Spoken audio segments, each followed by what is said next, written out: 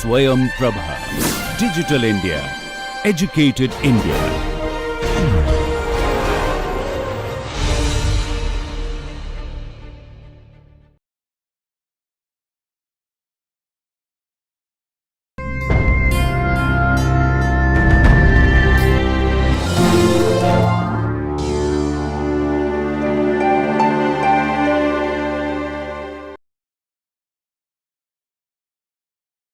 Good morning everyone. I'm happy to welcome you to the introductory session of this NPTEL course Indian Fiction in English.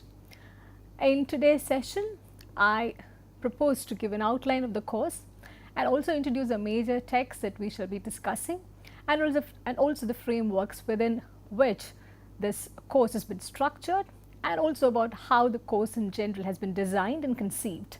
As some of you might already be knowing, this is a 12-week course. It involves 30 hours of teaching. It's pitched at the postgraduate level. The pedagogy, the teaching method includes lectures and also certain presentations by students in which they shall be sharing their learning, their insights and whatever they had compiled through their own reading. And there will be prescribed readings for each week and sometimes for each session. And the only prerequisite for this course is that you must be familiar with the text discussed in each session throughout this course. This includes a familiarity with the novels prescribed for reading and also with the other critical material, which could include book length works as well as short essays or brief reviews of the works that we are discussing. And at the outset, we also will have a series of lectures which will give you a background, an overview, a sense of the historical origins and the historical background of the emergence of this genre, Indian fiction in English. And I also expect you to be familiar with the readings in that regard so that you will be in sync with the things that we are discussing as a part of this course. Before I give an overview of the text that we shall be discussing as part of this course, I want you to pay attention to this term, Indian fiction in English. This descriptive term does have particular kinds of meanings and it does indicate certain kinds of texts. First of all, let me draw your attention to the language, English. As part of this course, we shall be focusing on Indian fiction written in English.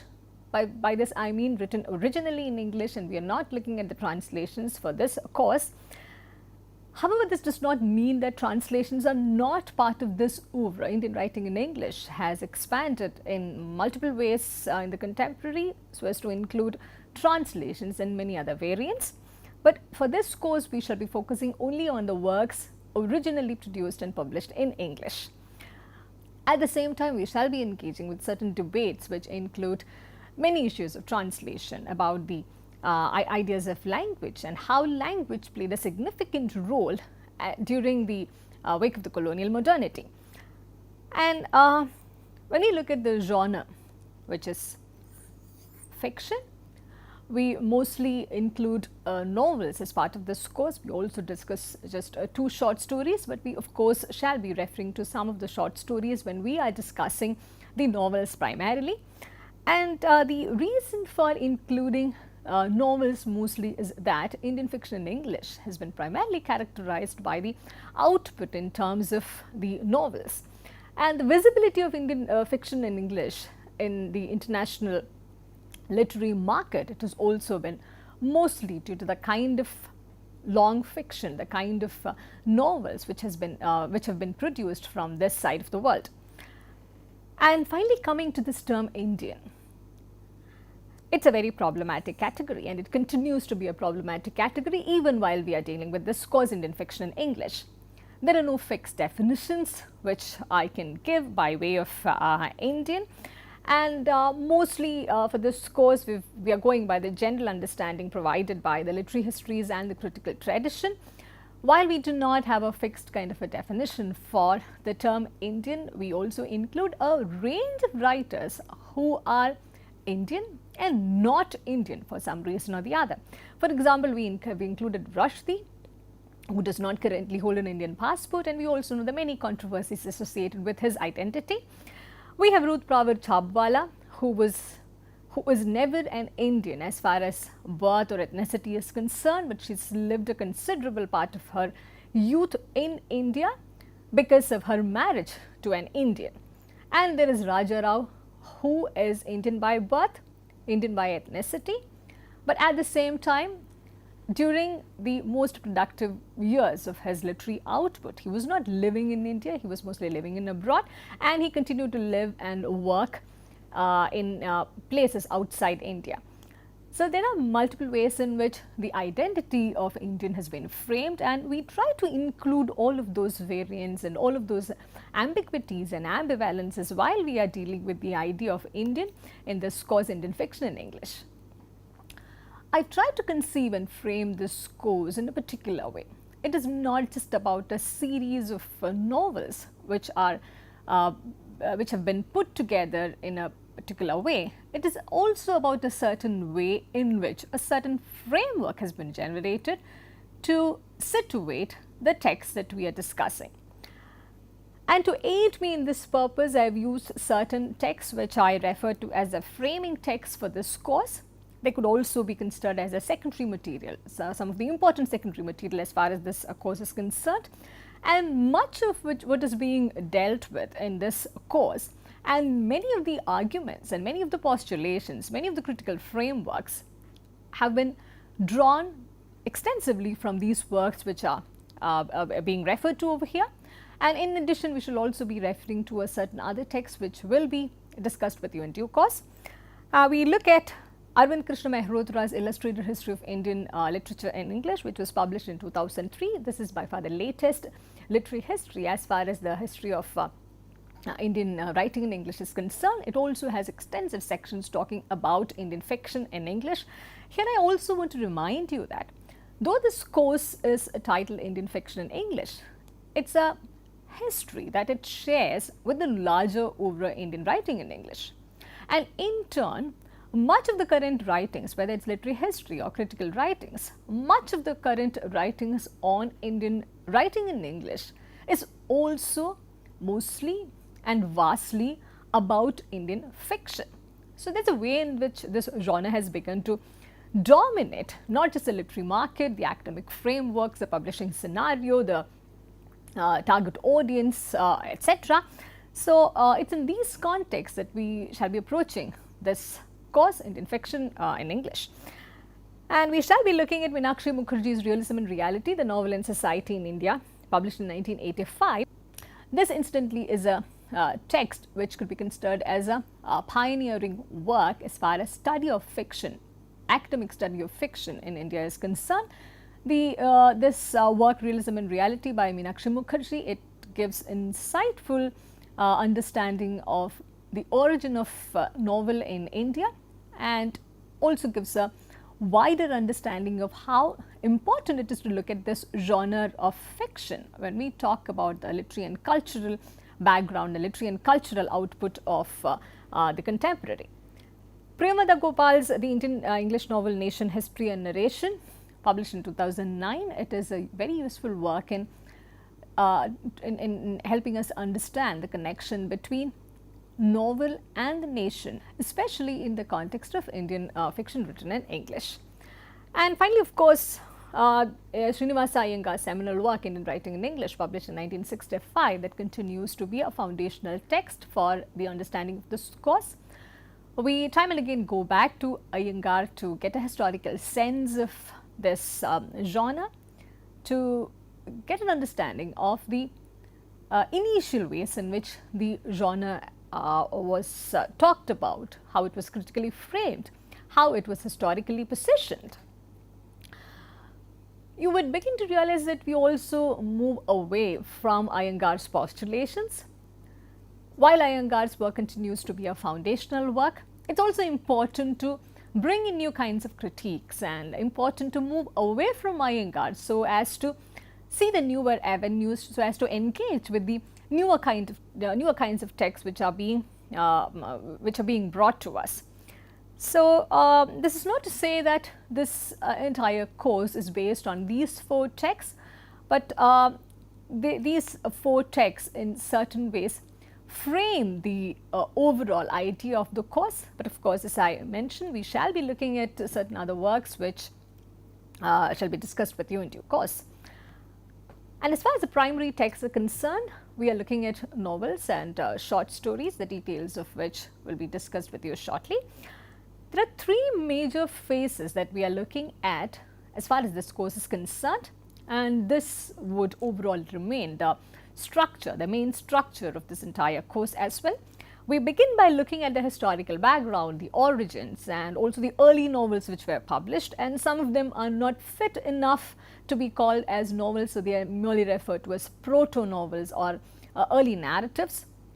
And what makes the discussion significant in this first phase is the impact of colonial modernity.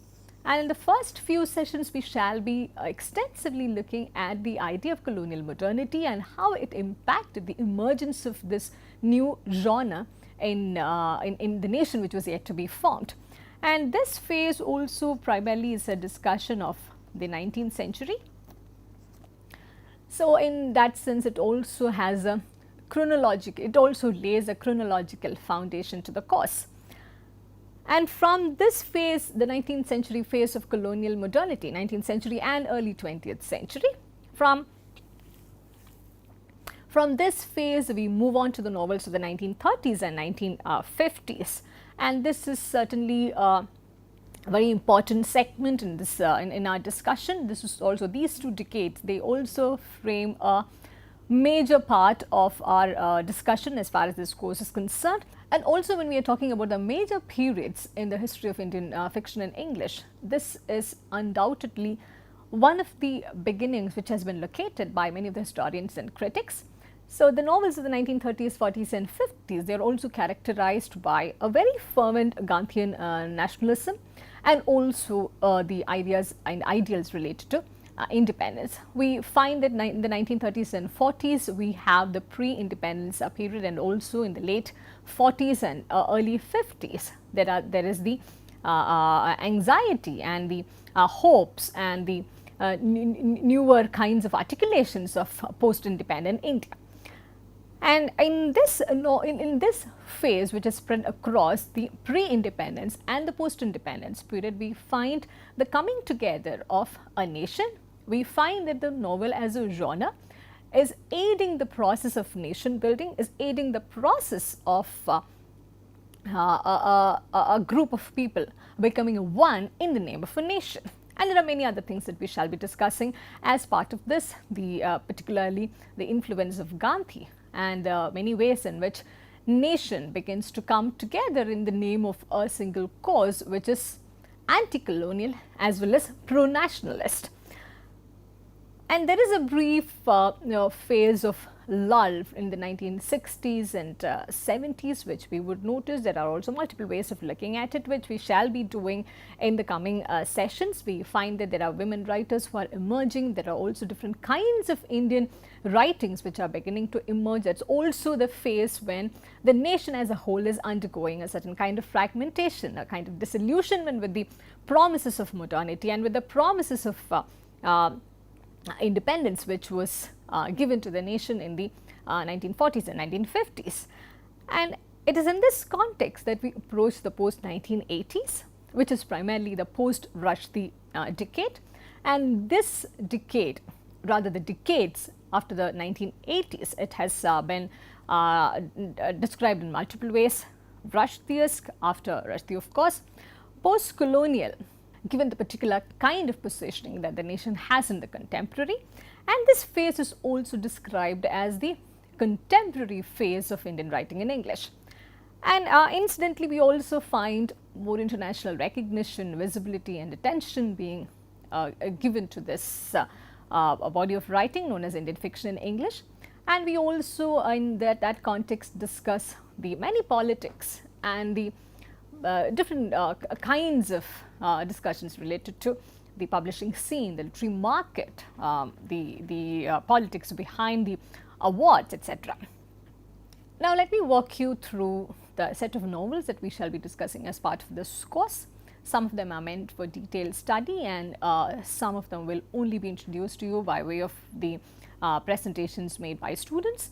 This list may look very long to you, but however, it's a good idea to be at least partially familiar with most of the works that we discuss as part of this course. This will give you a general understanding of this entire oeuvre and also enable you to engage with more similar works from different parts of the world.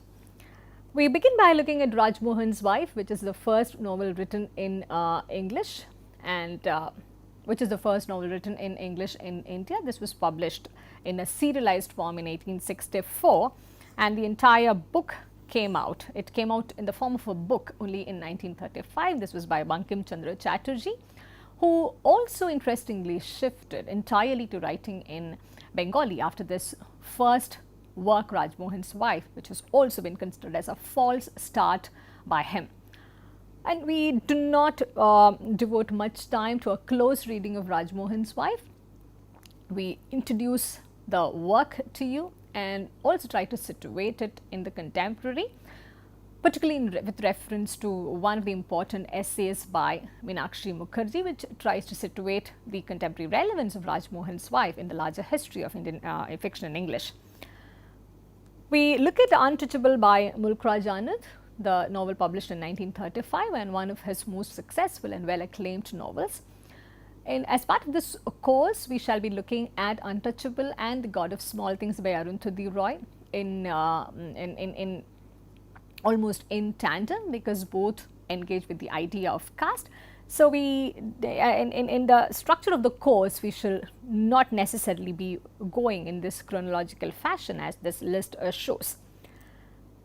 We talk about Kantapura by Rajarao in 1938. That is a novel which has been positioned as the most important early novel in the history of Indian writing in English. It is also one of the first earlier novels to successfully talk about Gandhian nationalism and to situate its relevance in the literary oeuvre. We discuss Waiting for the Mahatma by R.K. Narayan. It's a novel published in 1955, again one of his very successful works. Here we also find a different kind of nationalism at work, a different kind of Gandhi being projected vis-a-vis Kantapura. And let me also remind you that as and when we are going through these discussions as part of this course, I want you to not look at these works in isolation, but to be able to see the connections, the relations which are being highlighted between these works. Because the beauty of this course, the beauty of the discussion lies in being able to see the connections, the interconnections, the intertextuality, and also how eventually we begin to find a subtle pattern emerging out of these discussions. So, coming back to the list of texts to be discussed, we have Cry the Peacock by Anita Desai, 1963, one of the foremost women writers in Indian writing in English. We talk about how Indian women novelists are positioned and how the 1960s and 70s have generally been seen as a period of lull in the larger history, but nevertheless we see a prolific output by a number of women novelists such as Anita Desai, and incidentally Anita Desai was also one of the earliest women writers in India who found international recognition and also got significant recognition within the home academies as well. Arun Joshi's The Strange Case of Billy Biswas, published in 1971, was a path-breaking work, and it is said that and it is often said that if the Rushdie moment had not come in the early 1980s, perhaps Arun Joshi would have received better kind of attention. And the other thing which shadows the presence and the visibility of Arun Joshi in the contemporary is the availability, or rather the unavailability of his works in international editions, because he always continued to publish with just Orient paperbacks. And that brings us to this very interesting novelist Ruth Pravar Chhabwala and her Booker-winning work Heat and Dust, which was published in 1975. And this is a very interesting fact to begin with, that Ruth Pravar Chhabwala, she enjoys much attention and visibility because she is the only writer to have received an Academy Award as well as a Booker Prize. And her work Heat and Dust, though it did not receive much of an attention in the literary academies within India. It continues to be seen as one of the most important works by Chapwala, and Chapwala also has a very interesting and a very contested kind of identity, because she was not born in India, she's not an Indian, and she came to India because she was married to an Indian man, and she also spent a considerable period of her youth living in this country, and that has also given a peculiar kind of flavor to her writing, because she writes in between this place which is between the insider and the outsider. She's not entirely an insider, but one cannot dismiss her as an outsider either. She writes about the uncomfortable positions that she had to take. She writes about the many challenges that she faced, but at the same time she is acutely familiar with the many flavors which only an insider would be familiar with. So this entire text could be this entire set of texts could be based upon the discussion in the first phase, where we look mostly at the early 19th century phase. Then we look at the pre-independence and the post-independence phase, and we also look at the development of the genre, the emergence of the genre in the years immediately after the event of independence. And this leads us to the most important phase, the post-1980s, which is characterized by Rushdie's Midnight's Children, which was published in 1981. And we also begin to realize that much of a discussion of the post-1980s is heavily overshadowed and heavily dictated by how Midnight's Children was received, how Midnight's Children was read, and how Midnight's Children continues to dictate the terms of publication and the terms of literary yardstick even in the contemporary.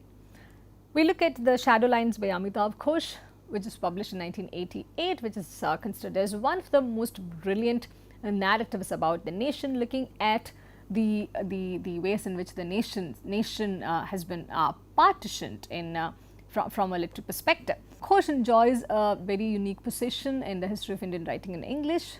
His work Shadow Lines has been very well accepted, and it will not be an exaggeration to say that it is rather difficult to find negative reviews about this novel, The Shadow Lines. It also remains one of the all-time favorites of most of the readers of Indian fiction in English. And then we look at the Trottonama by Alan Seeley, which was published in 1988. This is considered as one of the works which could be considered at par with Midnight's Children, but however, due to its less visibility and due to the unavailability of the text in the contemporary, this has not received the kind of academic attention that is due to it. And Ice Candy Man by Bapsi Sitwa is a partition novel. It talks about the violence and the many personal struggles which were inherent in this political event of the partition of India and Pakistan. Bapsi Sitwa also enjoys a unique kind of a position because of her identity. She is a Pakistani writer, but her work, particularly The Ice Candy Man, has been included as part of the larger oeuvre of Indian fiction in English. God of Small Things by Arundhati Roy, published in 1996, is generally considered as the biggest Booker event after Midnight's Children by Rushdie. And post-1980s in that sense is extremely important in assuring and ensuring a very different kind of international recognition and opening up an international market for not just these Booker events, but also for the many young writers who were trying their fortune in Indian fiction in English. And when we look at post-1980s and when we try and understand the ways in which this has opened up the market and opened up the readership of this genre in multiple ways, we see a prolific output as far as the publishing is concerned, but we limit our discussion to certain very visible names, and we also make this selection based on the critical attention which some of these writers and some of these works have received. We look at Riot, a novel by Shashi Tharoor, published in 2001, The Hungry Tide by Amitav Ghosh, published in 2004. This is also the second novel by Amitav Ghosh that we shall be looking at as part of this course. There is English August by Manu Chatterjee, published in 1988. Though this is a 1980s work, the general understanding and the discussions as part of English August is more contemporary in nature, which is why this has been pushed to the contemporary phase. The White Tiger by Arvind Adiga, published in 2008, is yet another Booker event, and also Kiran Desai's Inheritance of Laws, published in 2006. Both Booker events in rather adjacent years. That was also an important phase in the history of Indian fiction in English, and also for accentuating the kind of position that this genre had, not just in the national scenario but also in the international scenario. And we end our discussion by looking at this different kind of work, Zilaldin as a Mask by Alan Seeley. This was published in 2017. Though this is partly written in verse, as the subtitle implies, a mask, this has been categorized as fiction. And it also enables us to talk about the many interesting experiments that Indian writing in English has been engaging with, particularly in the contemporary, and how the international market and the national academies have opened themselves up to receiving these newer kinds of experiments coming from the writers of Indian fiction in English. We also look at two short stories, Laburnum for My Head by Temsula Au, one of the northeastern writers. It's a short story collection published in 2009. We look at a couple of short stories from this collection. We also look at a very interesting short story by Geeta Hariharan, published in 2004. Its title, Remains of the Feast. Due to time constraints, we may not be able to deal in detail with all of these works, which is rather obvious as well. However, we try and bring in discussions and also introduce you to the different critical traditions which have projected these particular works.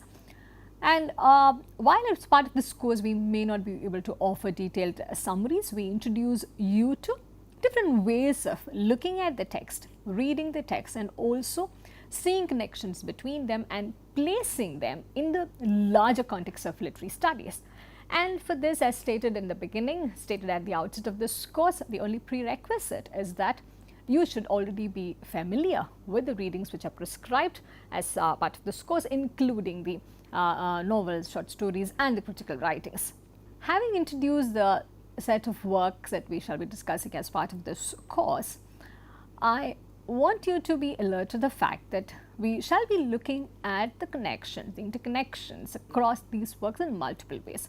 One of the things that seem to be tying at least some of the works together is that they were all Bookered events. In fact, the very possibility of highlighting this as a separate genre, Indian fiction and English, and also the possibility of offering this as a separate course, as an entire course itself, rests largely, if not entirely, in the many Bookered events which ensured visibility and critical attention to this genre.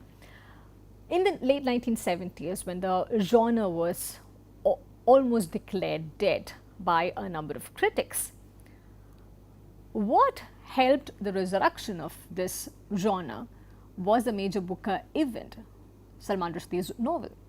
So the Bookered events, the discussion of these Bookered events also become a major part of this course as well. As part of this course and in the critical tradition that it accesses, you may begin to notice that the discussions about the Bookered events start mostly with Salman Rushdie. And Salman Rushdie's work, in fact, it received the Booker Prize, it won the Booker of Bookers, it was again recently selected as the best of all the Bookered literary works. And this is notwithstanding the fact that there were two writers beforehand who received the Booker Prize. One is V.S. Naipaul and the other is Ruth Pravar Chhabwala, whose work we shall be discussing as part of this course. And of course, we shall be discussing Arundhati Roy, Kiran Desai and Arvind Adiga. So at the outset, in this introductory session itself, I would like to clarify that we shall not be discussing V.S. Naipaul as part of this course on Indian fiction in English. While he has also written a fiction, we are not including Naipaul because of the peculiar kind of definition that we have adopted for the idea of Indian. Naipaul is an Indo-Caribbean writer who was born in Trinidad, and he holds British citizenship, and by far he's got no lived experience in India. So while Chhabwala, who is not an Indian in a certain way, has got lived experience and writes about it, we have not really selected Naipaul for the same reason. And this being clarified, I also introduce you to the multiple frameworks within which we will be discussing the texts are prescribed. We shall be talking about the nation and its many stories, unlike an earlier generation of the pre-independence period, when there was only one kind of story of the nation which was being highlighted. In the post-1980s, we have many different kinds of stories being told by different kind of people. And we also talk about the implications of secularism and the secular self, particularly in the creation of Indian fiction in English, and how in general the plot structure is also benefited or is also much informed by the understanding of secularism and the secular self. We talk about how certain major national events such as partition and emergency, they find their way into the narratives as far as this genre is concerned. We talk about certain post-Ayodhya events and communal riots, which also occupy a central space, particularly in the post-1980s fiction. We talk about the different kinds of fathering based on religion, gender, region and language. We try to bring in the critical understanding from different disciplines and from different perspectives and viewpoints to enable our reading of a particular novel. We also finally talk about caste, which is difficult to find at the outset as far as this genre is concerned. So we will be talking about its minimal presence and also the many absences as far as caste is concerned. There are certain texts which would lend itself to the discussion of caste in an easier way, but we also talk about what precisely is the challenge when we begin to talk about caste in a space, in an international space such as Indian fiction in English.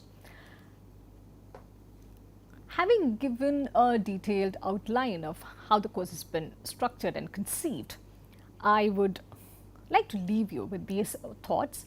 These are some of the expected outcomes of this course. At the end of this course, I expect you to be familiar with the domain and at least a few representative texts. Of course, we shall not be able to familiarize ourselves with all kinds of works produced as part of this genre, but the familiarity with this domain will, I hopefully help you to make an informed decision and selection so as to choose your further readings. And this course, at the end of it, will enable the learners to explore more not just in terms of the novels and short stories, but also in terms of the many critical traditions which will enable your understanding of one particular literary domain. It will also help you to see the connections and the intertextual references across texts and also across periods. And finally, last but not the least, one of the foremost things that I look forward to imparting as part of this course are the skills for critical inquiry and academic research. So this course in that sense is not presented as an isolated discussion of a series of texts which bear the label Indian fiction in English, but it has been presented and the entire discussions are staged in such a way that they will open up avenues to interact with other disciplines, other frameworks and other perspectives. And hopefully this course will also give you a taste for exploring and for reading more of such similar texts. That's all we have for today by way of introduction. Thank you for listening and I look forward to seeing you in the next session.